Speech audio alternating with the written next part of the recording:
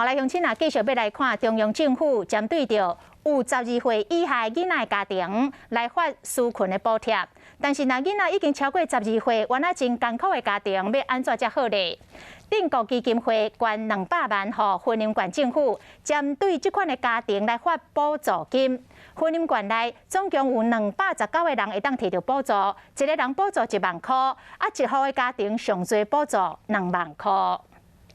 婚姻县政府伫今仔日发着私家庭的纾困金补助，针对12岁以上、18岁以下无得到中央补助的家庭进行补贴，会使有这摆的纾困金补助。县长嘛感谢定国基金会捐200万。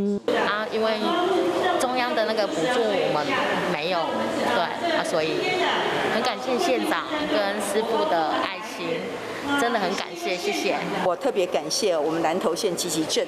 我们的广坚师傅他能够用他的所有的这些乡亲所捐赠的善款，来直接帮助我们需要帮助的这些孩子、这些乡亲婚姻县政府嘛发钱予219位有特殊环境的囡仔，大家人会使摕到1万块的补助。除了今仔日到现场领的民众，县府嘛第3天来把钱汇到大家口座。为各项的这个纾困的申请拢无申请到这个特殊境遇家庭，总共有219名的这个学生的家庭是无法度受到这个补助。虽然中央已经有纾困金的补助，不过犹原有真侪家庭无领到。透过县府这摆的纾困金计划，